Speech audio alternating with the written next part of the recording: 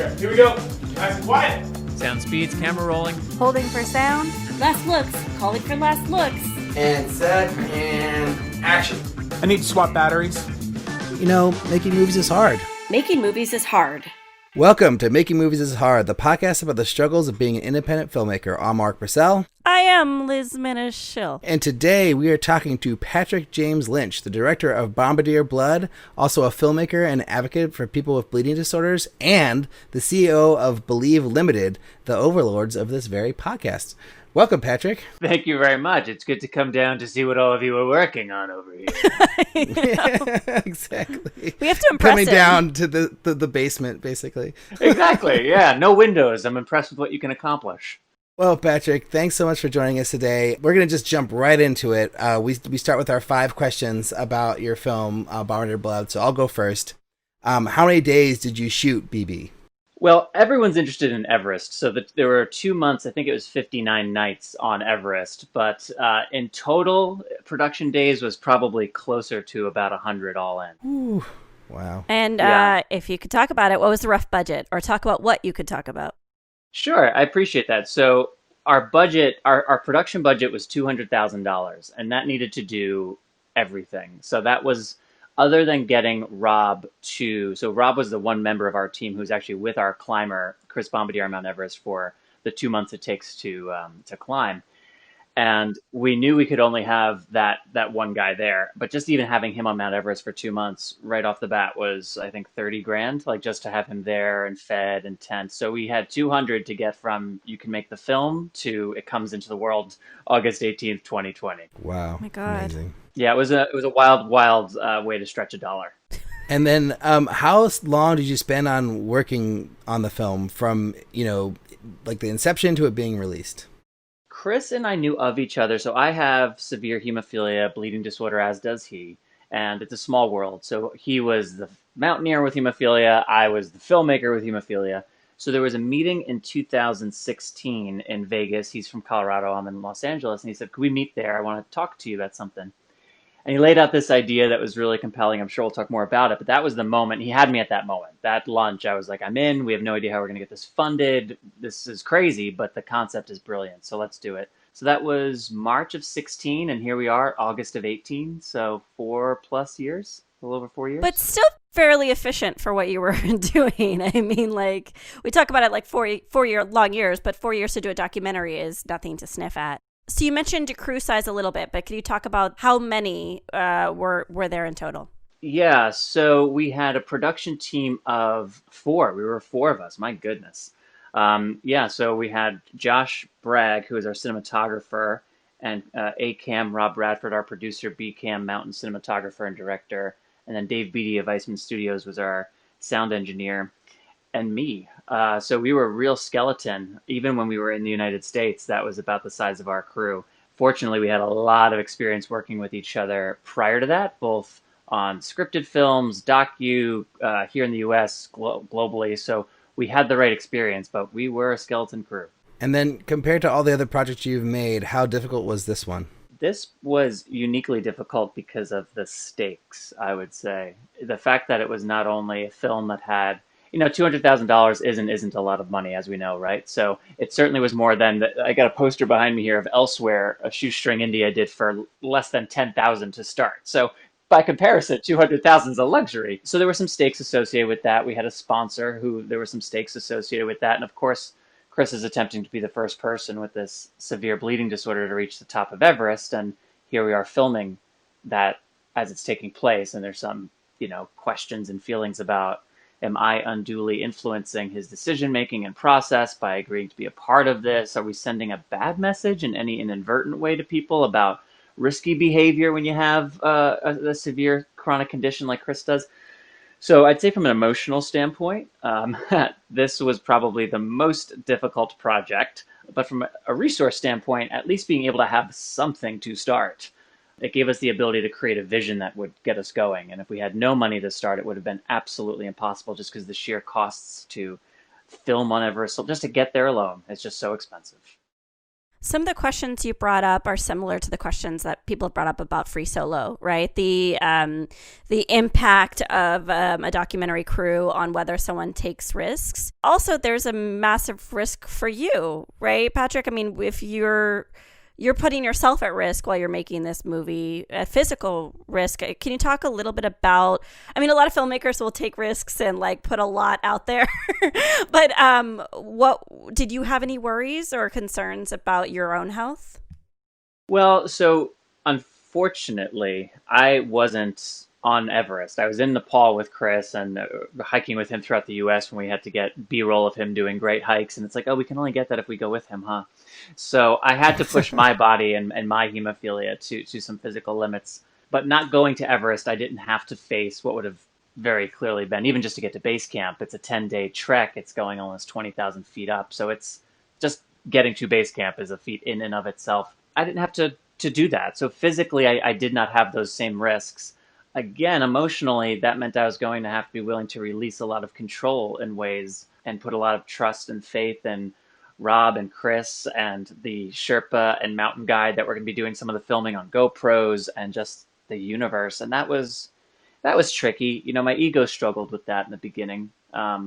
It's hard to think my first feature documentary that's this big Everest, he's climbing it, and it's my blood brother, and and I'm not going to be there for those most critical moments, but it's not about me. So I was able to eventually get past that, and there's really no one I would rather have there. I'd rather have Rob there than me, if I'm being perfectly honest, too. So it also meant I didn't have to learn all this stuff that I wouldn't have been as proficient at anyway. So it probably worked out for the best. Can you talk about that decision a little bit? Was that like something that you came to on your own where you're like, I am not up to go to Everest? Or was that like a team decision? Like, can you just talk about why it came out that way? Yeah, you know, it's funny. I'll never forget because it was election night 2016. We had just gotten the yes. So March 16, Chris first asks me. We spend 5-6 months doing the pitching. And we had just gotten the yes. We had a scouting trip in San Francisco the next morning. So actually, Rob, Josh, Dave, myself, and Ryan, my partner in Believe, we were all together at this house in San Francisco watching the election. But before we were going to watch it, we had to make one decision, and that was, how exactly were we going to start this Mount Everest documentary project that we had just gotten funded? Because when you go from the pitch to the actual, we have a project to do, there's some new conversations that have to happen. And the first question was, who is directing? Whose baby is this? Who is making sure that it gets from A to Z? And I would say, you can't see this if you're listening, but my hand just sort of slowly went up like, I think that's kind of gotta be me.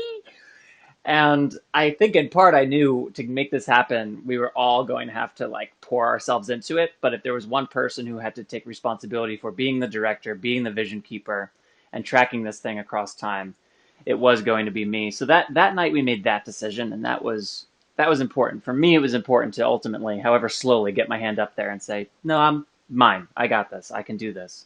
But then there was that secondary. Yeah. Everyone wants to direct. And you are a filmmaker. So were you hesitant or were you just coy? Like, what was the slowly moving hand? What does that mean? No, fair question. So a few things. I mean, there was definitely some insecurity about, do I have what it takes to do this? You know, this is different. And of course, every film and every project's different, but there was some legitimate fear in there. I was also aware that Everest there's a weather window. So it's only a couple months a year that it's possible to climb.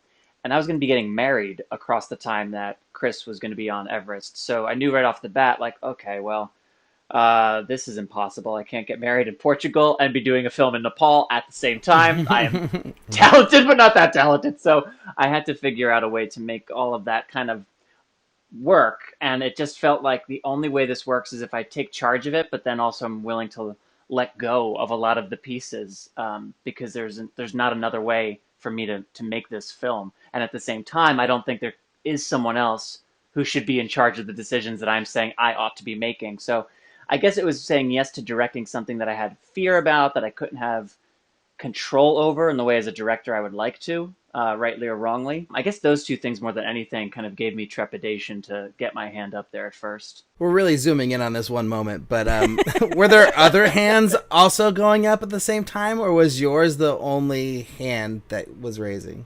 I think it was one of those moments where like everybody's waiting for the person that everybody knows should put their hand up to put their hand up. Like it was kind of one of those like, and we'll sit and wait for Patrick to come to a realization. I will say Josh and I had some good conversations because he had similar thinking about the film from a cinematographer's perspective. I mean, the trek up to base camp, that 10 days in the film, we have like a 1 minute virtually silent music montage of that 10-day trek. But my goodness, the beauty of that alone. And then to be able to be on base camp and prepare, like Josh had similar visions initially that I did to what our participation on the mountain could look like. But then he also had life and health reasons that it wasn't going to make sense. And then ultimately our budget, I was like, Josh, you're going to have to really, really, really talk me into this because I don't think we have the budget, even if you were, I don't know. I don't think we have the budget, man. So he was in a similar place. I think that kind of helped me too, because I knew I wasn't the only person who was having to kind of merge the artistic and producer brains to just make the most of the opportunity we had and not try to let the perfect become the enemy of the good. Again, I know we're going back in time a little bit, but you said you were waiting for a yes and you got the yes. Was it one investor who put the entire budget in, or was it multiple sources? It was primarily one investor, and then we had some additional post-production funding come through from a second organization. But it was primarily one investor. So there's a fellow by the name of Wolfgang Mager, and he is the president and CEO of Octapharma. Octapharma is a global biotech company, and interestingly enough, while you'll see Octapharma's name next to other giant mega biotech pharma companies, Bayers of the world and places like that, it's actually a privately owned company, which makes it very unique. So Wolfgang and his family and executives, they run this thing as much as you could run a company of that size as a family business, they do. So that meant from a procedural standpoint, if Wolfgang and Octapharma, as being a sponsor who would have interest in, they make drugs in the hemophilia space, so they had interest in the film. If they were on board procedurally, we may be able to move at an expedited pace, which we were going to have to given the timeline, and get through some of the legal and regulatory red tape that so often slows up the kind of work that we do with these kinds of funders on other projects. So from a logistics standpoint, we thought great partner. And then more importantly, Wolfgang Mager at the time was the number one sponsor of children with hemophilia living in poverty worldwide through the organization that Chris, as the climber, was seeking to shine light on. So we thought, okay, in spirit, this guy appreciates the mission of this organization. He's taking it on a very personal level, in addition to Octapharma being a major sponsor of children as well. If he hears this mission, and then his company has the ability to say yes and work with us on making this happen in a logistical, reasonable, safe way, then this might be the only way it can happen. Because the other companies in our hemophilia bleeding disorders world, which might have an interest in Chris, because as much as I love Chris Bombardier, North Face wasn't knocking down our door, right? Like we're not at that, of Mountaineers, we weren't going to get sponsors like that. So who has interest in us? Well, the hemophilia companies, they have interest. But then, of course, hemophilia is a physical condition that, he's saying, hey, I want to climb Everest. The lawyers go a little like, I don't know about that. So we knew if it wasn't going to be Wolfgang and Octapharma, we might have a real tough slog ahead of us. And again, Everest has 2 months a year that you can. So our timeline was super tight. And fortunately, it was the only pitch that we had to make. It worked. And it rarely goes that way, but sometimes it does. Did they have any stipulations in terms of how the brand was portrayed in the film? Well, actually, I did. I told them early, I will not put Octapharma in the film. I will not promise you anything in the film. Within the hemophilia world, when we do screenings and we do talkbacks, if you want to work with us on the framing and the talkback structure and how those are implemented, that's, I think, where your big promotional value comes. That's the target audience. The film itself, which is intended for a worldwide audience, I'm not promising you a single thing about it. And well done. Well, yeah. I'm so happy about that. That's fantastic. Seriously. It was just like, there's no other way we can do this credibly. And to their extraordinary credit, they said okay. And they should get a lot of credit for that.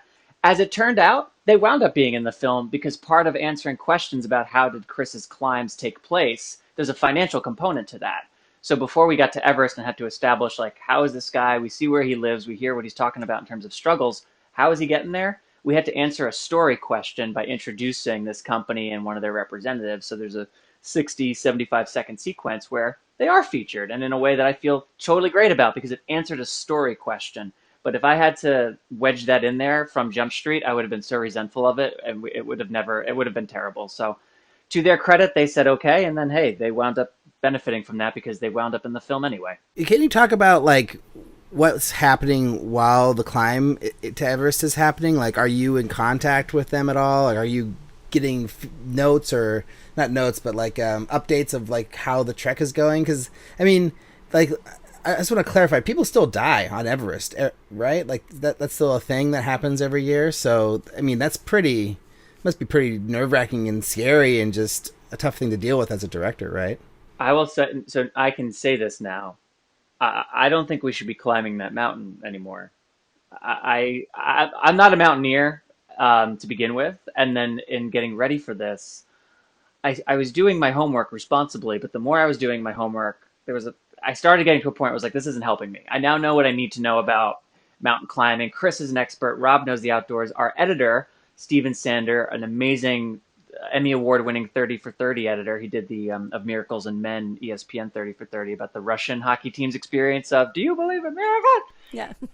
He's brilliant, and he loves mountains. He wanted to do an Everest documentary. So I was like, okay, fantastic. There's enough people here that if I choose this as my escape hatch for I can't listen to any more stories of the horrors of Mount Everest, then cool. You guys will keep me accountable to the things that maybe I need to know, like how far up base Camp 3 is, for example. But then when Chris got down, I resumed watching films like Sherpa. Yeah, it just does not feel like that mountain really ought to be climbed anymore. Chris actually this is interesting, Chris met a world-famous climber named Uli Steck while he was on Everest. And Uli, I think he was Swedish. I don't recall exactly, but his claim to fame was the speed at which he would climb these summits. So he was attempting to set speed records all over the world by going without supports and just, going for it. The day after he met Chris, he slipped, he fell, he died, and in fact, his body, not to be too morbid here, but crashed and splattered in front of the Sherpas from Chris's climbing team. So Rob actually recounts it really emotionally because, so interestingly enough, Rob's not there for the climbing. So when the 9 or 10 climbers that were part of Chris's team would do their rotations and all the acclimation work that you do for those 2 months, Rob was hanging out back at base camp. So it was him and the Sherpas who did not speak English. So it was a very interesting exchange that Rob would describe. But he said they came back from that, and there was this spirituality that they brought to it, and they immediately went into this this kind of prayer, I suppose, where there was a celebration of his life, and there was no fear of the emotion that came up with that, and they just processed it as a group immediately with a celebratory, he lived a beautiful life.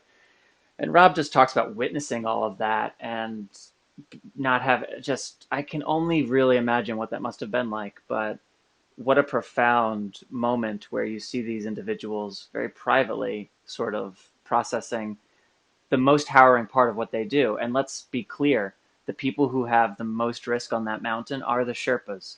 The Sherpas are the ones who are going up and down with the gear, setting lines. That's who is most at risk on these mountains. So when someone like Uli falls, they're thinking about their family and friends for whom that has also happened, because unfortunately Mount Everest is a very dangerous mountain, and it's one of the jobs that these Sherpas have on the mountain, unfortunately, or fortunately, depending on how you look at it, I guess, is one of the most desirable for this Sherpa people, because it's actually it's an ethnic group. The Sherpa people, it's not just a job. People think, oh, a Sherpa's like a porter.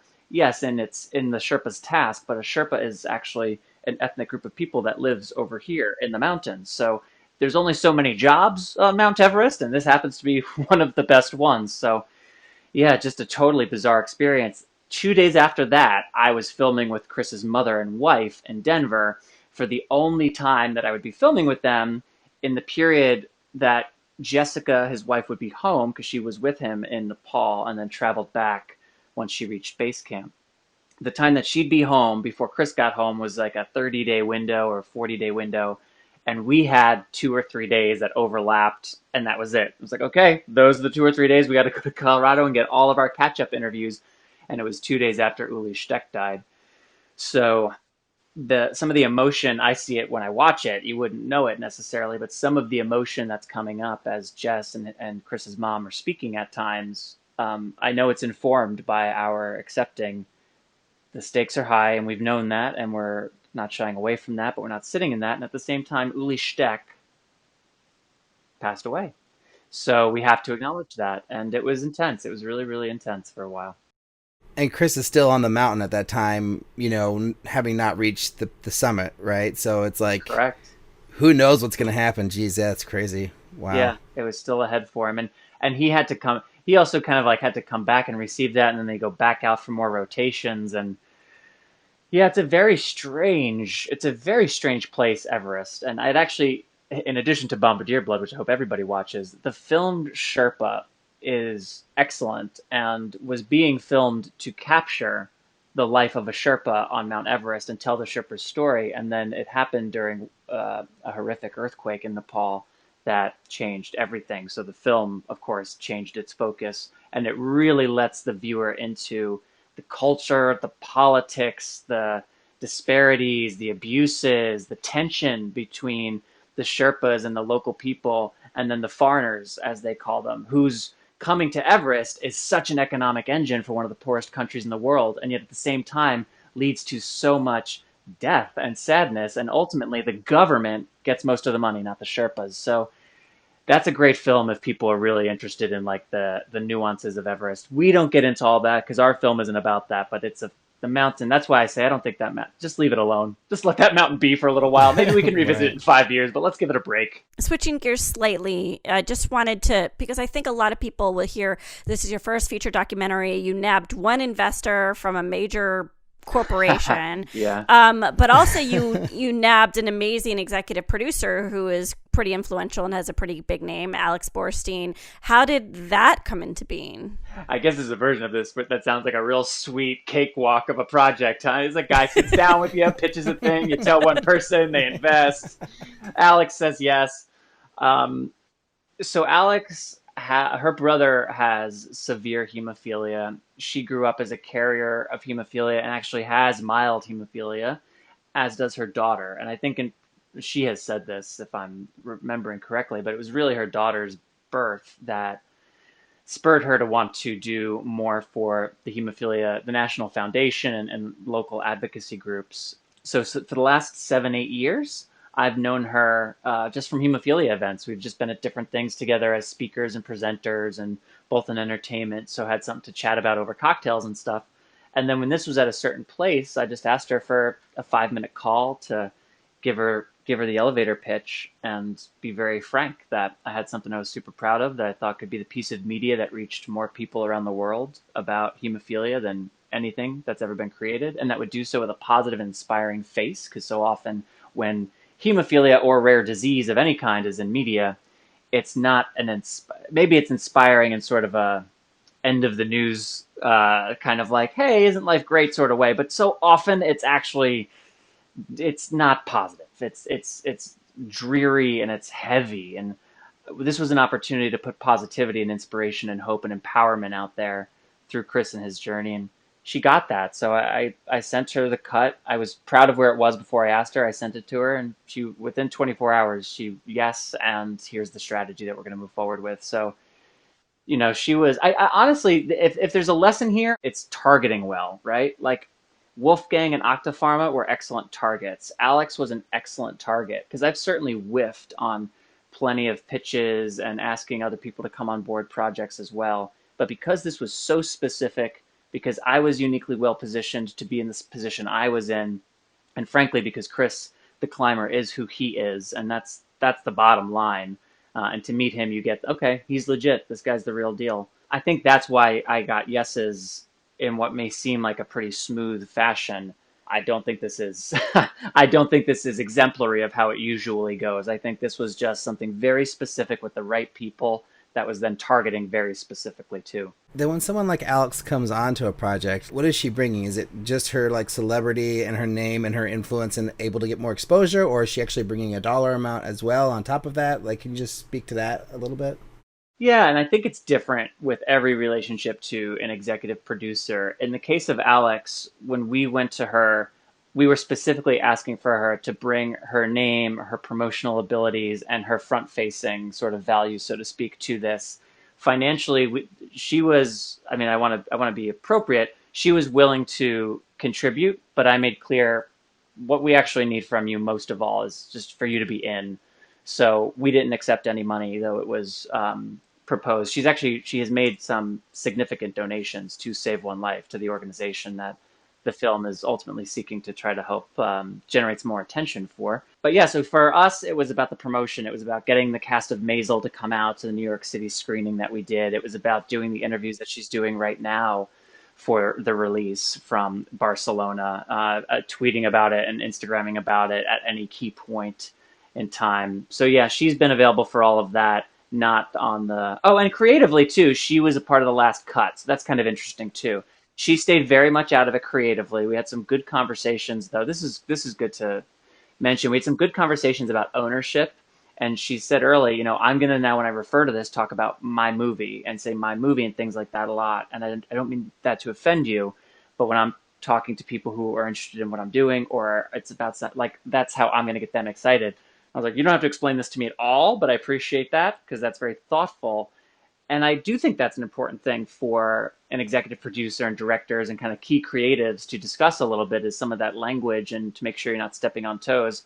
I, however, knew that meant she was taking ownership of it in a way that would get people to respond to her. I didn't care if people responded to me. I just want them to watch Bombardier Blood. So that was also very important. And when I heard that, I thought, great, we've got everything we could ask for. And we came close with getting this on Amazon, which is obviously where she is with The Marvelous Mrs. Maisel. And then we had some other opportunities too with some networks that I don't know if COVID did or did not ultimately play a role. People will say like, oh, our plans changed, or the budget changed, or the timeline changed. And I'm sure that's true, but it also becomes a very easy thing to point to if you're like, all right, after a lot of consideration, we're going to go in a different direction. So we had some other opportunities too that I was hopeful with our combined forces we might be able to cross the finish line on, but that wasn't to be the case. However, I say that in an era now where VOD is like, that's what it is. I mean, right now we're living through a period where like there's really no better time you could be releasing something VOD. So the world works in mysterious ways. And if you're making a documentary, you just got to learn to go with it. I have come to appreciate that too. You don't have as much control as you think. Well, talk a little bit about the impact distribution aspect of the film, and also the distribution plan. So where is it out right now, and also what was the timing of the release based off of your goals for impact? Yeah, good question. So Chris's climb of Mount Everest was his 6th of 7 climbs for the 7 summits, the highest mountain on each continent. So after Everest, there was still one mountain remaining. That was Mount Vinson in Antarctica, which he then climbed in January of 2018. In November or October of 2018 was our first screening of any kind for about 800 people at National Hemophilia Foundation's annual Bleeding Disorders Conference. I love this part. It was a 7 a.m. Saturday morning screening because we were like shoving this into this conference. Like this conference is... That's the worst slot ever. Best time slot to show a movie, especially a dramatic movie, 7 a.m. 7 a.m. on a Saturday morning, day 3 of a conference that's going all day, every day. The room was jam-packed, standing room only. We had people outside making sure because fire marshal stuff came up. The appetite for this was enormous, and I knew it would be within the hemophilia world. So we had that 9-10 months to get from, okay, we've got all the mountains and most of the interviews and everything in the can, to our first screening of any kind. And then from then until, I guess now almost 2 years later, so the film is publicly around the world August 18th, 2020. So about 2 years later, we did over 100 screenings for patient advocacy groups, schools, community centers, refugee camps, mountain climbing organizations, a couple film festivals. Our you used the word impact, and our goal was to try to reach as many people who would be motivated by the message of the film. So that's why schools and patient advocacy groups, teaching hospitals and universities, libraries. I think Bombardier Blood, it's a nice mix of, it's a piece of entertainment, but there is some substantial learning behind it while going on this really intimate journey of one individual's, David versus Goliath type quest. But when I think about what's available for a number of different patient groups, universities and medical centers, when they're teaching young hematologists, I've been a part of some of these workshops, and I see the material they have to learn about patients and the experience, and it's just not terribly compelling a lot of the times. It's dry. And so I was pushing how this could really inspire people who in their 20s are thinking about what they want to specialize in medically for the rest of their lives. And we are in a disease state where there's not a whole lot of money from a business standpoint. So the people who get involved, they generally get involved because they're really interested. So let's try to cultivate some more of that. So the strategy was really on how could this film do just that, benefit the people within the bleeding disorders community and help educate through these formats that people would not necessarily expect to see a film of this caliber come through. A patient advocacy conference, I'm not expecting a documentary like Bombardier Blood to be a keynote presentation. But then when you screen that for 500 people and talk about advocacy through media and talk about disparity of care as exemplified in the film, the conversation is so much deeper and motivating than if I did a keynote PowerPoint or showed some more traditional promotional type video. So that was really the focus of these last 2 years. And now the last couple of weeks, it's shifted pretty dramatically to as many eyeballs around the world as possible. It went from, where can we make the biggest impact, just to let's get it out there. Because I believe this is a word of mouth film. I think most films ultimately are word of mouth films. But with this one in particular, I do think it's the kind of thing that when people see it, if it affects them in a way that they take action. And if it doesn't, all right, fair on you. Not every film is for every person. But for those for whom it does, I think they tell friends and family. And I guess we'll see. The proof is in the pudding. We're like 2 days away from it becoming globally available, which is a little insane after all this. So it's I appreciate being able to kind of process some of this with you guys in real time, because in a couple days we're on the other side of a moment, and it doesn't come back, It's exciting. So I have one last question, and this is probably a very nerdy question, but my favorite from that first screening 2 years ago to now, did you guys do any changes to the edit, or did you just say locked, done, and we're forgetting it, and oh, that little thing that I wish I could change, forget it, I can't change it, or did you go back and meddle in that time? Oh, we meddled. We did so many jokes about the use of the term final cut. I don't know who's worse, either the editor or me. And then Josh is just dead set on making it all work. So it's just a bunch of terrible enablers, really. Yeah, no, there was a lot. The thing that was most interesting to me, and I think as a filmmaker, there's a lesson for me to take forward. The first time we showed a rough, that was the most informative. The first rough that we showed, and we had filmmaker people there, we had bleeding disorder advocate people there, and we had just friends, normal people there. And of course, everyone had different comments and feedback, helpful. Some of it's like, that's crazy, I never heard. And then other things, oh, I never thought of that. But there was one thing in particular that the room of 40-ish people was as divided on as possible. And then in my subsequent conversations, I found there was no more coalescing. And it taught me I had to make a decision. For the sake, if you see the film, this isn't going to give anything too much away. Hemophilia has a dark history, and there was a period where HIV and hepatitis affected 90%, 90, of people with severe hemophilia, the vast majority of whom have since passed away as a result of hep C or HIV. Chris and I were born the year that heat-treated medicine enabled those viruses, those pathogens, to be removed from the medicine that was derived from blood product, which is how those viruses got in there to begin with. So we are literally at the beginning of this first healthy generation, which is very significant. And I knew that while Chris didn't have HIV or hep C, didn't have or lose a brother to one of those things or a father to one of those things, we have a lot of friends for whom that is their story, and it's our community story. So I knew it was on his mind. I knew it was in his heart, and that when he was climbing, that was a part of it too. And that wasn't the part he was talking about as much. He was talking about global disparity and bringing awareness to that. But I knew the older guys and the trauma of our community. I knew there was an element of healing for all of them in what he was doing too. I get goosebumps talking about this. So when we first showed people what was a 5-minute, 4-minute sequence on HIV/AIDS and hemophilia, some people said, like, that's so important. I'm so glad you had no idea. And then other people were like, that's such a, what are you talking about? Like, what a left turn. I can't, that's way too much. That's its own documentary. And so in processing that, it came down to Chris and I making a decision. And I told him, I think what people are ultimately responding to is an unpolished edit of that sequence. I think the people who are saying get rid of it are telling me it's too long, it's too many movements, it needs to go quicker. We got to come back to the trunk of the tree more quickly. I think cutting it is wrong, but what they're responding to is there. And so I made the choice to go from, it was a kind of a 3-song, 3-act movement to a 1-song, 1-act, 75 seconds. Like, here's a quick sprint through HIV and hepatitis and hemophilia, and we're back to our narrative.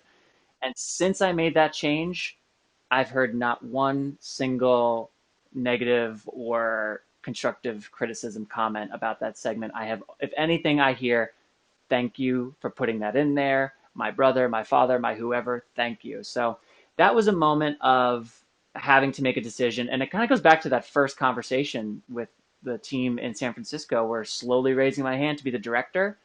It was moments like that I was raising my hand for, right? Like, okay, I couldn't be on the mountain, but ultimately the director just has to make some decisions and live with them. And some people will like them and some people won't. And that's okay. That's part of it. But I knew I was doing everything I could to get as much feedback. And I am a consensus leader. I do want to make sure that a team feels like it's not just top down, do this, but we're all part of something together. But then when the moment presents itself, because I operate that way, I feel very confident in saying, director, I got to make this choice. We're going this way. And as soon as Chris and I were in agreement, there was no looking back. Also sounds like you were just interpreting the note behind the note. Like you were the so one important. who figured it out. It's so important. I mean, as an actor, as a writer, as a producer, as a director, as any kind of creative, the note behind the note, I don't know if that could be stressed enough, because it's so easy to get defensive or like when a note comes in to just start backpedaling in ways that don't allow the processing. And once the processing starts, it's like, okay, where in here is the thing that I can respond to? Because usually it's not exactly what comes in, but I think almost always there is something there. There's always something there. When I hear other creatives talk about like, oh, that person just doesn't get it, or like, this kind of like dismissive remarks, every time I'm just like, that's a mistake. There's something there. I don't know what it is either, but there's something there and you got to pay attention to it. I love that. All right, well, we are at our final 5 questions. So it's when we look at our long view at someone's career. So our first question is... Well, I hope this has been fun. I hope this has been interesting before the long view. I feel like we've done a lot of the long view. I'm probably talking too much, but let's keep it going. This is the first question. What is the first film you've ever made, and how do you feel about it now? Well, I guess Elsewhere. Elsewhere is the first feature film that I made, and I adore it. It's my baby. It's the little engine that could. It proved to me that I could take something from close to nothing with almost nothing except all the right people and make it happen. It gave me a confidence that I would not have been able to make Bombardier Blood without. And what's the best filmmaking advice you've ever received? You only get so many chances to make your movie. So when I was making Elsewhere, after a rough cut yet again, and when those notes came in yet again, it's a film about a band, and one of the notes that came in a lot was, wait, who exactly is in the band? So that's like the bassist and that's the keyboard player. Who's the drummer? And it doesn't friggin' matter. And I used to like turn to others and be like, it doesn't matter. It doesn't matter. Why do they keep asking about who's in the band? Who gets it? Who cares who's in the band? But then I was like, hey, Patrick, you don't get to like sit next to the audience members and say that to them when they're watching your film. So if people have that question, whether you think it's material or not, it matters. So I was complaining about this to a filmmaker who I really, really respect. And I was like, yeah, I mean, people like, if we did this thing, then maybe we could, but I don't know. And we were in the car. Remember, we were going to a Clippers game. We were in the parking lot just sort of sitting there. And he's like, everything you're saying makes sense. You've put a ton into this, more than anyone who's working on it thought. If you said this is it, no one blinks. But if you think you know how you could make it better, you only get so many chances to make your movie. And you don't want to not do something that you could look back on for decades and say, I could have done that.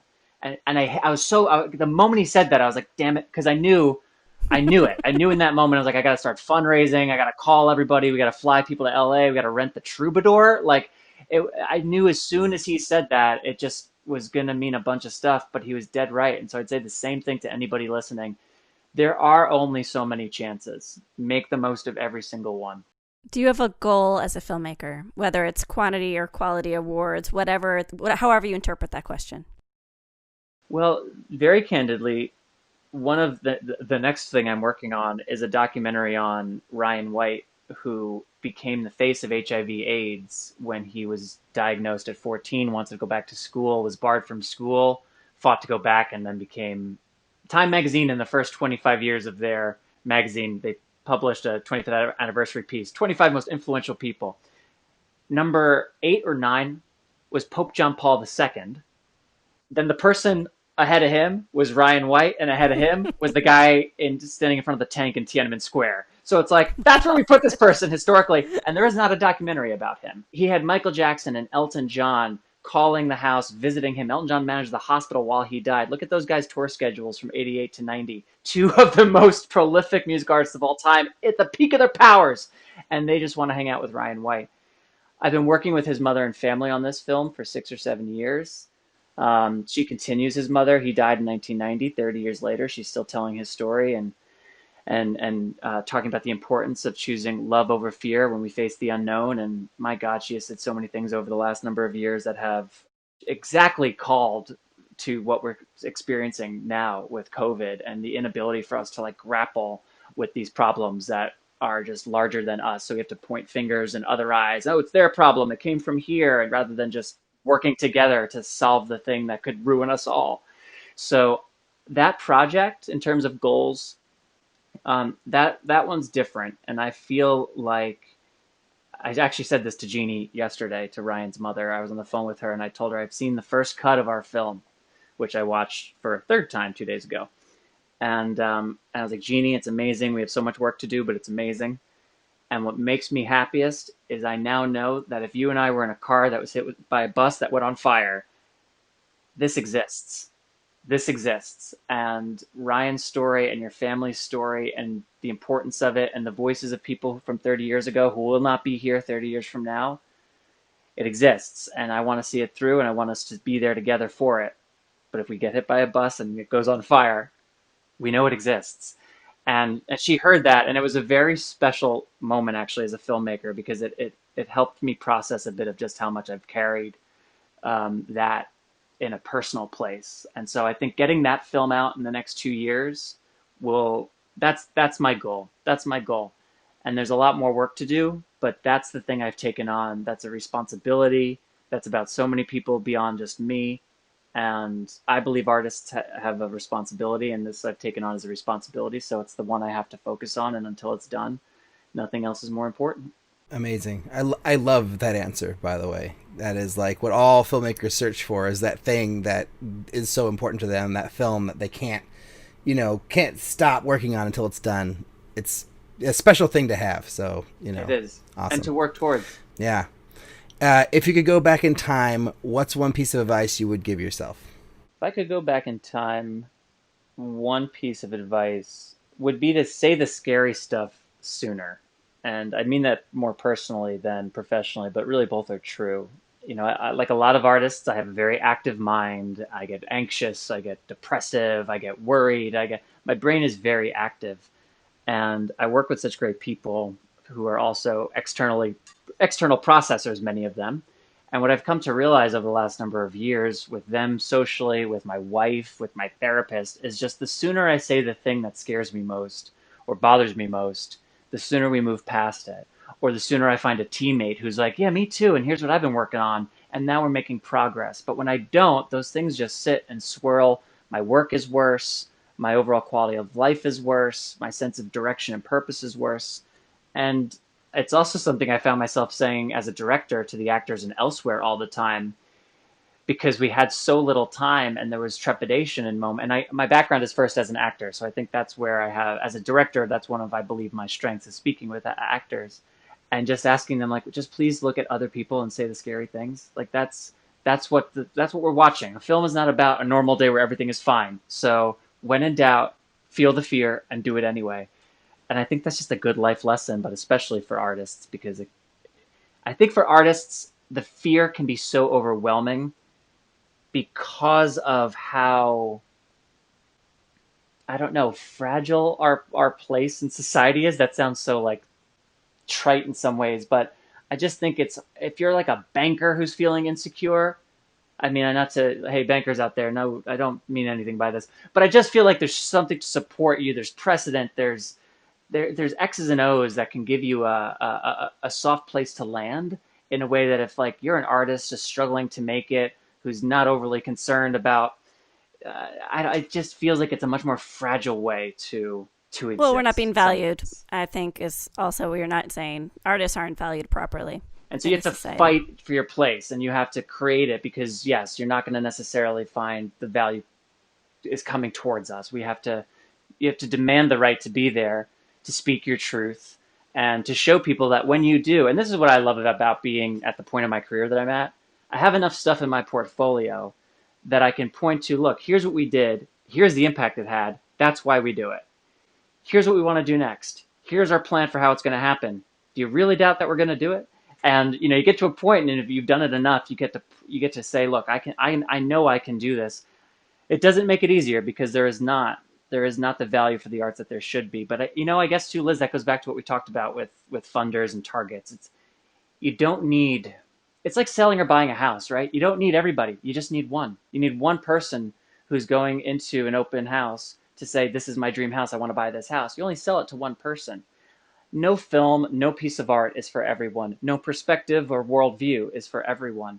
So the sooner I'm speaking my truth and speaking to that which makes me afraid, the sooner I find those who believe similarly to the way I do, who want to work in similar ways, who view the world and the needs that an artist can meet in similar ways. Okay, now we're a gaggle. Now we've got some power. Now it's not just me. Now we're like a little small army, and you can do this, and you can do that, and you can do that, and you can do that. Guys, we can create something that tens of hundreds of, maybe millions of people can see. So it's not easy, but speaking the truth, you'll find your people, and just keep going, keep going, keep going, keep going, keep going. As you were talking, I was like, faces were flashing in my mind of people that I thought were in my tribe. And I was like, oh, those are such nice faces to think about right now. Yeah. Our final question, really the most important, really that requires the most amount of thought and response, is making movies hard, Patrick? Yeah, but worth it. Like, as a kid, I had hemophilia. I had a lot of problems. I missed a lot of school. I wasn't in extracurricular activities. I didn't have a lot of friends. I spent time in different houses with different family members. The thing that grounded me was my imagination, primarily cultivated through films. And I'm very thankful that I had a grandmother who herself was an artist, who herself was a kid who grew up with polio in a hospital and with music. And so she defaulted to music in ways that made sense to me, and she was able to show me how art, and for me, film, could help me escape, connect, identify, hope. Just, it was everything. And I know I have to remind myself, especially when it gets hard, when it gets very hard, when making movies gets very hard, I have to remind myself, because, it's easy to be like, what am I doing? Like, why am I doing this? Who cares? Who needs Patrick James Lynch to make another bit of blah, blah, blah, blah? But actually, that's not an appropriate way to think about it, because there are people out there, there are kids out there, there are adults out there are all kinds of people out there who I have already made an impact on their lives through the work I've done, and I know that because they've told me. So if I stop, then I stop that. And I can. That's my right. It's my life. But why? What am I going to stop that to go do? What's more important? What's more interesting and exciting than creating art that changed people's lives? So yeah, making movies is hard. If there is something you'd rather go do that will fill your cup, kismet.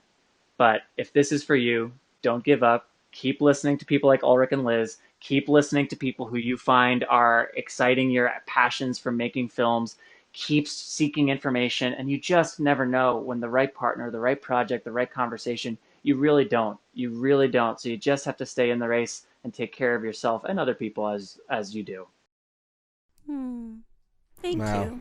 Beautiful. Amazing. Where should people go if they want to A, learn more about you, or B, more importantly, watch Bombardier Blood? Yes, bombardierblood.com. So BOMBARDIER blood.com. You can watch the trailer. You can pre-order or order the film. You can find the links on social. You can find me through there as well, but patrickjameslynch.com or on the social handles will lead you to me as well. Feel free to reach out and ask questions. I'm always happy to talk to other artists and filmmakers. Fabulous. Yay. Everybody, thanks for listening. Thanks to Patrick James Lynch for being on the show. Thanks to Bloodstream Media, Believe Limited, for everything they always do for us. We're very grateful. Check out our website, makingmoviesishard.com, where we can find links, where everyone can find links to the things we talked about on this episode. If you want to get in contact with us, send an email to podcast@makingmoviesishard.com. Find us on Twitter, Facebook, Instagram, and YouTube. All right. At MMIH Podcast. I'm at Liz Manischel on Twitter, Liz Manischel Film on Instagram. Alrik, where are you? I am Alrik B on Twitter and on Instagram, and Alrik Brissell on Facebook. If you like the show, tell a friend. Help us get the word out. Leave a review on iTunes or Stitcher. Email us. Anything. We're here. We're very here. Finally, thanks to our producers, Greg Holtzman, Joshua Sterling Bragg, editor Colby Crow, the Holtz Bloodstream Media team for making this episode possible, and we will talk to y'all next week.